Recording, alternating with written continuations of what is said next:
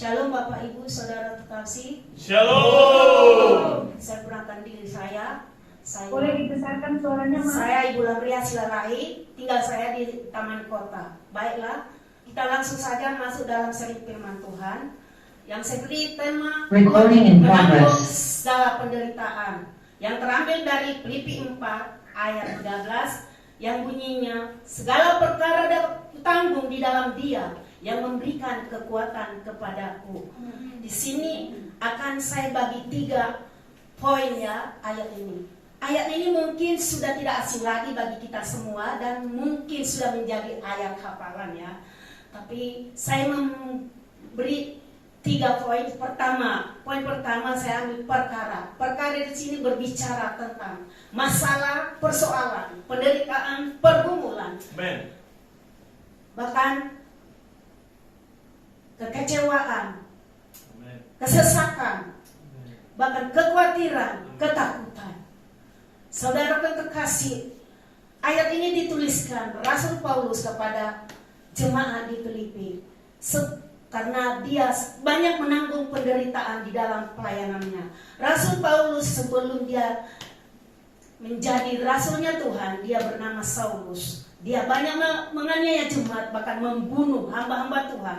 Pada waktu dia hendak membunuh hamba-hamba Tuhan ke Damsyik, dia di tengah jalan ada sinar yang menyinari dia, mengelilingi dia dan berseru, Saulus, Saulus, siapakah engkau Tuhan? Saulus, aku Yesus, mengapa engkau membunuh aku? Saulus tersungkur ke tanah dan mengalami 3 hari kebutaan. Saulus mengalami pertemuan yang luar biasa pada Tuhan. Dia mengalami pertemuan secara pribadi pada Tuhan. Dari situ kehidupan Saulus diubahkan, hatinya dijamah oleh Tuhan. Dia diutus ke tengah bangsa-bangsa dan raja-raja di dunia untuk memberitakan Injil kebenaran kerajaan Allah dan menyaksikan bahwa Yesuslah jalan keselamatan. Amin. Rasul Paulus dipenuhi kuasa yang dipimpin oleh Roh Kudus dan dia dengan penuh keberanian, dengan roh yang berkobar-kobar, memberitakan, bersaksi kepada semua bangsa raja-raja bahwa Yesuslah jalan keselamatan. Dialah Tuhan satu-satunya juru selamat dunia. Saulus tidak pernah takut. Dia selalu eksis, dia selalu percaya bahwa Yesus menyertai, Yesus melindungi, menjaga dia, sehingga dia apapun hadangan yang dihadapannya, masalah sebesar apapun, dia tetap eksis. Bahkan dia tetap tampil tamu di dalam Tuhan. Amen. Nah, dia seringkali mau dibunuh, dilempari dengan batu, dipenjarakan, didera, mengalami kelaparan, mengalami kedinginan, bahkan ada 3 kali dia karam kapal di tengah laut, tapi dia tidak pernah takut, tidak pernah mundur. Dia sudah menyerahkan seluruh hidupnya kepada Tuhan. Bahkan di dalam Filipi 1 ayat 21 berkata, karena hidup adalah untuk Kristus dan mati adalah keuntungan. Amin. Nah, saudaraku, di poin yang kedua saya beri potensi. Potensi ini berbicara kekuatan, kemampuan. Orang yang mengandalkan Tuhan, yang hatinya melekat kepada Tuhan, dia akan mampu. Yang sudah menyerahkan seluruh kehidupannya kepada Tuhan, dia akan tetap kuat, tenang, menghadapi masalah apa, persoalan apapun. Dia akan selalu menang. Dia percaya bahwa Yesus sanggup memberikan jalan keluar baginya. Bahkan poin yang ketiga saya beri power. Power itu berbicara kuasa. Orang yang sudah menerima Yesus menjadi Tuhan dan Juru Selamatnya, yang percaya, dia akan diberi kuasa. Seperti Kisah Rasul pasal 1 ayat 8. Tetapi kamu akan menerima kuasa apabila Roh Kudus turun atas kamu, dan kamu akan menjadi saksiku di Yerusalem dan di seluruh Yudea, Samaria, dan sampai ke ujung bumi. Amin. Saudaraku, kita diperlengkapi dengan kuasa. Kita tidak perlu takut. Apabila kuasa itu, Roh Kudus itu memimpin hidup saya dan saudara, kita bisa tampil, berani menyaksikan, menginjil kepada siapapun, dimanapun kita berada, di sekeliling kita, pada banyak orang dapat berkata bahwa Yesus adalah jalan keselamatan. Yesuslah batu penjuru dunia. Yesuslah satu-satunya Tuhan yang patut dipuji, disembah. Setiap lidah mengaku Saudaraku yang terkasih, apa yang menjadi masalah persoalan saudara saat ini? Kekhawatiran kecemasankah? Mungkin saudara khawatir akan masa depan anak-anakmu, penyakitmu, mungkin keuanganmu. Saudara percaya, firman Tuhan berkata, serahkanlah segala kekhawatiranmu pada Tuhan, sebab Dialah yang memelihara kamu. Di dalam 1 Petrus 5 ayat 7, Dia memenuhi, Dia memelihara kita, Dia yang mengutus kita terlebih, Dia yang bertanggung jawab untuk semua kebutuhan dan saya dan saudara. Jangan takut, jangan khawatir. Asal engkau hidup berserah dan sepenuh-penuh, jangan setengah-setengah menaruh percayamu kepada Tuhan. Kedua, kalau engkau mengalami beban sesak, berseru kepada Tuhan.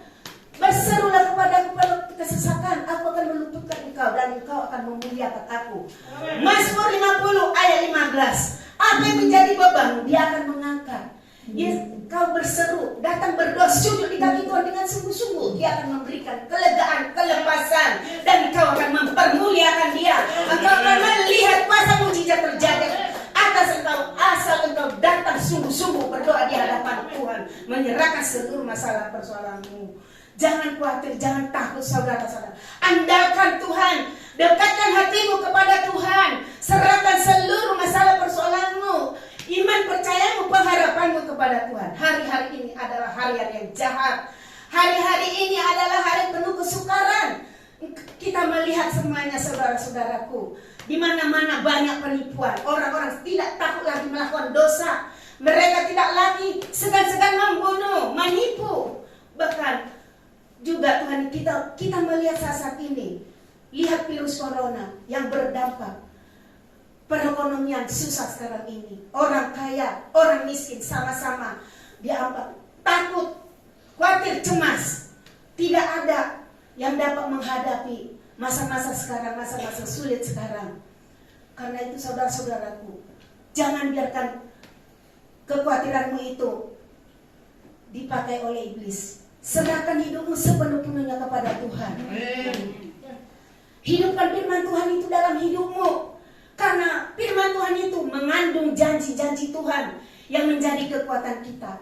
Firman Tuhan itu adalah Injil kekuatan Allah. Percayalah bahwa Allah tak pernah meninggalkan kita, membiarkan kita sendirian, meninggalkan kita seperti Ibrani 5 ayat 13b itu. Dia peduli, Dia mengerti, Dia selalu ada bersama kita di saat kita berseru. Dia datang menyampiri kita. Dia hanya sejauh doa saudara-saudaraku.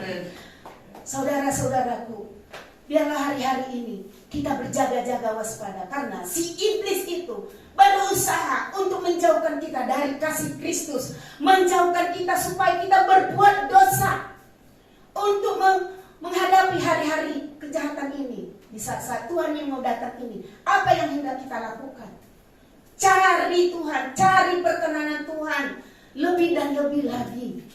Bahkan andalkan Tuhan, libatkan Tuhan dalam masalah persoalan pergumulanmu.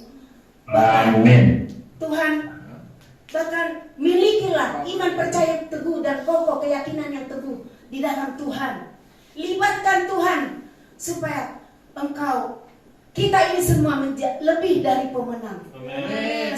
Hari-hari ini kita harus berkata kepada Tuhan, Engkau yang pegang kendali atas hidupku Tuhan, atas masalahku, atas rumah tanggaku, atas anak-anakku, sekolah anak-anakku, atas penyakitku. Semuanya, kalau Tuhan yang kita andalkan, Tuhan yang pegang kendali atas hidup kita, semuanya akan berjalan seturut kehendak Tuhan. Amin. Percayalah saudara-saudara bahwa Allah turut bekerja untuk mendatangkan kebaikan bagi kita. Kita tahu sekarang bahwa Allah turut bekerja dalam segala sesuatu untuk mendatangkan kebaikan bagi mereka yang mengasihi Dia, yaitu yang terpanggil sesuai dengan rencana Allah. Percaya saudaraku, percaya saudaraku. Amin. Tuhan turut bekerja asal kita sungguh-sungguh mengandalkan Tuhan, mengasihi Tuhan. Hati kita melekat kepada Tuhan. Dia tidak pernah jauh dari kita.